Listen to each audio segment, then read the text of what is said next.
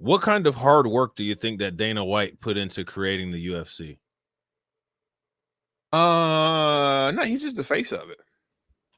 Do you He's think just that the he put into any hard work? You know how they always talk about these guys like Dana White and Elon Musk and all of this hard work that I did. Did he do anything hard? How did Dana White actually acquire the UFC? Does anybody know? he doesn't own it. Well, at the time when he did, because there was a time when he did. Oh, he did? He used to own the UFC? Yeah. Oh, okay. I didn't know that. I didn't know he used to own the UFC. Okay. Okay. So he probably sold the majority of it off and stuff like that. Yeah. There's this before we end and after you put up your little thing that you're gonna put up, there's this video that talks Oh, about 10 he, things that you didn't know about Dana White. We should check it out real quick before we get out of here. This is that hard work and intelligence of these people that they talk about. Now, pay very close attention to how this guy ended up getting the money. You know what I'm saying? They don't do anything to work for anything. And the media just perpetuates this nonsense about these hardworking, strong men that had nothing and came up. Pay very close attention. It's the same thing when it comes to Dana White. It's the same thing as when it comes to Elon Musk. It's the same thing with Donald Trump. It's nothing but a series of phone calls that put you into this situation. No more, no less. There's never any heavy lifting. There's never any kind of innovation. It's always simply a series of phone calls. You know what I'm saying? Did you want to say something, bro, or you want me to go ahead and finish running? No, you got to go ahead and play it. All right. White then worked as a boxercise coach. Boxercise is a high-intensity interval training class based on boxing training. It differs from boxing in that boxing is a competitive sport, whereas boxercise includes aspects of boxing training, but not sparring or competitive bouts. Its purpose is fitness exclusively. White's early years were spent mostly in Ware, Massachusetts. He claims he left Boston for Las Vegas after reportedly being threatened by a mobster called Whitey Bulger and his associate Kevin Weeks. So now, That's interesting. Yeah, I was about to say, how come the media is not asking about his involvement with the mob? Mm-hmm. You know what I'm saying? I've never heard any of this before. Yeah, we're gonna get into it. This dude is a straight up clown. You know what I'm saying? Mm-hmm. Dana describes the incident as follows. He basically said, "You owe us money." It was like $2,500, which was like $25,000 to me back then, and said, "You owe us money." It was actually a guy named Kevin Weeks, who, if you saw the trial, he's Whitey's right-hand man. I'm sure he's very prominent in the movie, but yeah, basically said I owed him some money, and I didn't pay him. This went on for a while, and one day I was at my place, and I got a call and said, "You owe us the money tomorrow by 1 o'clock. I literally hung up the phone, picked up the phone, and called Delta, and bought a ticket to Vegas. Dana is an atheist. His birthday of July 28th is the same birthday of famous people like Hugo Chavez, Jacqueline Kennedy, and boxer Kathleen Brown. His sister is Kelly White. Dana is married to Anna Stella, and they have 3 children, Aiden White, Dana White III, and Savannah White. The UFC. While working as a manager for Tito Ortiz and Chuck Liddell, White met Bob Merowitz, the owner of Semaphore Entertainment Group, the parent company. So pay close attention to that last name, Bob Merowitz. What does he sound like? He might be one of them folks. Sounds like one of them folks to me. So pay attention to how they pass all this money around and it never really actually goes anywhere. The owner of Semaphore Entertainment Group, the parent company of the Ultimate Fighting Championship. When White learned that Merowitz was looking to sell the UFC, he contacted his childhood friend Lorenzo Fertitta, an executive and co-founder of Station Casinos and former commissioner of the Nevada State Athletic Commission, to ask if he would be interested in acquiring the company. In January 2001, Lorenzo and his older brother Frank acquired the UFC for $2 million. So you see what Dana did right there. You see what that little grease ball did, right? Gotta love that hard work. Just called some rich friends up and said, "Hey, let's buy this." And Dana don't spend a dime. White didn't spend a dime. But he grinded his way up to the top and got it out of the mud. Okay. Yeah, grinding, hard work and sweat. This is what they consider hard work and sweat. This is why they can the same way they say bootstrap pulling. Like yeah, it was hard pulling up my bootstrap to make that phone call to have my rich friends acquire this this company for me. This is the same logic that they use to say that they built the United States. You see how Dana White literally used other people's resources to build his financial empire? It's the same thing as them using our resource of physical labor and building intelligence and farming and all of that stuff to build this country. It's the literal same thing. Like what you're looking at is the literal American way. But it's the American way for certain Americans. You see, all Dana White had to do was, put a quarter in a phone. You know what I'm saying? That show you how old I am. Put a quarter in a phone and call his two buddies, and those two guys that he's got in the headlock, they funded his bill.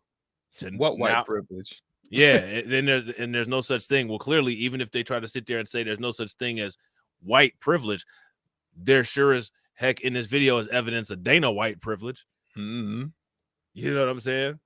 Facts. So let's continue this hardworking American guy building an empire on nothing. This is what they call building. Anytime you hear any of these people trying to, put down black people, or especially put down black men, and they talk about other groups of men building, you see that group of men hugged up with each other like Roman Grease wrestlers on the screen right there? That's them building. Phone calls. You know what I'm saying? Which subsequently became a subsidiary of Zuffa. White was promoted as the company's president. White said that when he and the Fertittas acquired the UFC, all they received was the brand name UFC and an old octagon. The previous owners had stripped the company's assets to avoid bankruptcy, so much so that the UFC.com website had been sold to a company named User Friendly Computers. Over time, with White as president, the UFC developed into a highly successful business, and its gross revenue was $600 million by 2015. In July 2016, Zuffa was sold to a consortium of investors. Now, I just want to emphasize, remember, Dana White was given all of these opportunities without a college degree. And without having to spend a dime. And no one questions it. Instead of talking about how uneducated this cretinistic thug is, the only thing that people say is how brilliant he is. But if you simply say a sentence, the first thing that somebody asks you is, are you qualified? Do you have a degree?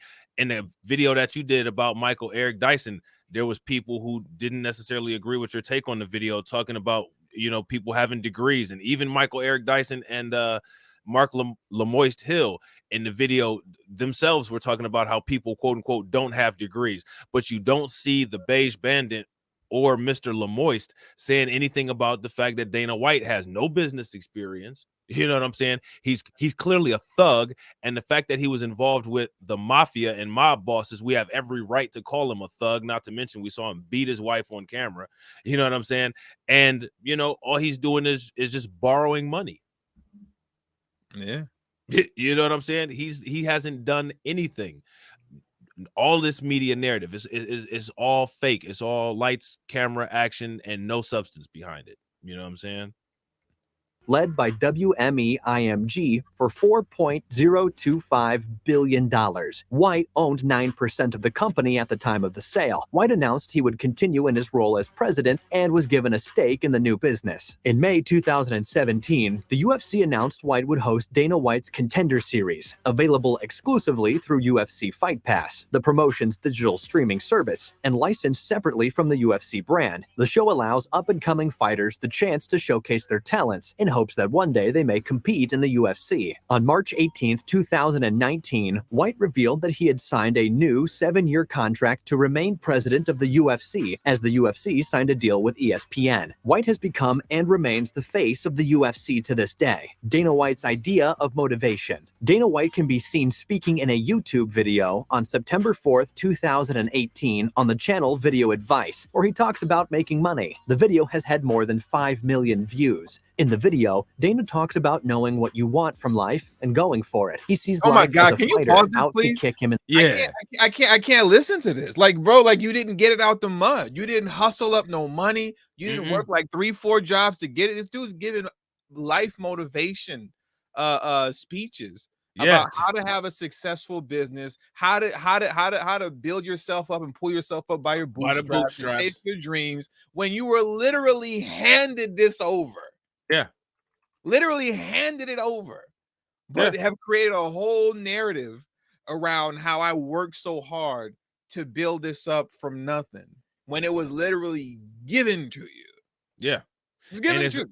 And it's literally this is the exact story in most cases for most of these guys like Dana White. No education. This dude is like I said, he's a cretin and he's a thug. Clearly, he was running around with thugs. Nobody talks about that whole mob thing. Nothing.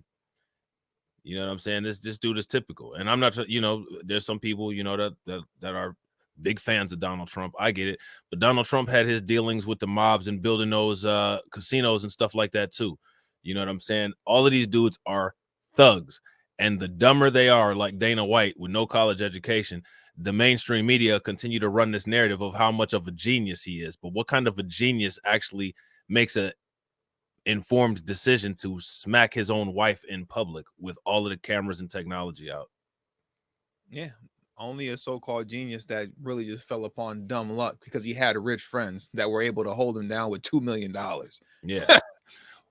Yeah. How many of us would be geniuses if we had rich friends that can loan us $2 million to buy a company for us? You know what I mean? Like, we'd be beyond geniuses, because we still somehow manage to find a way to remain competitive with these people when they literally not only have all the cards stacked, in their own deck, but they actually look at all of the cards and know everything that's going to happen, and we're still competitive with them.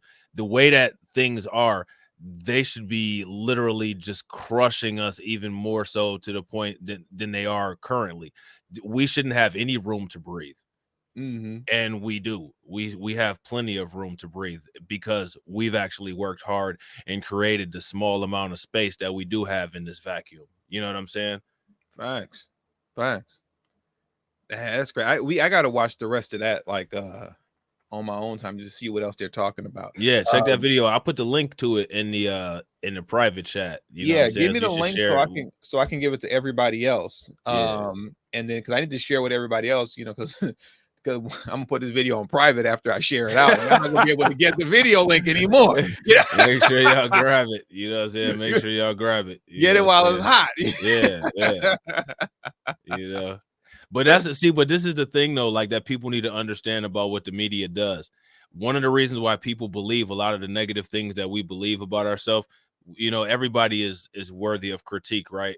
I'm not sitting here saying that, we're perfect, right? But we're not as bad as the media or other groups of people try to make us out to be.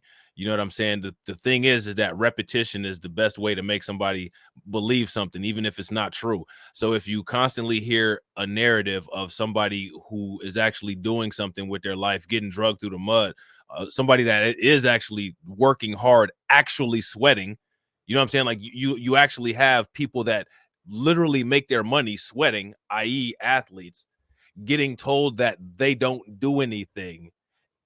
And these people actually, most of them go through college, at least get to their junior year. They may not graduate, but they at least get to their junior year. But you have a hollowhead cretin like Dana White, and you have the media continuously saying he's a genius, he's a genius, he's a genius, he's a genius, he's a genius. But every time he's in the public eye, he's never done anything intelligent. You start to believe that. And that's the whole point of the media.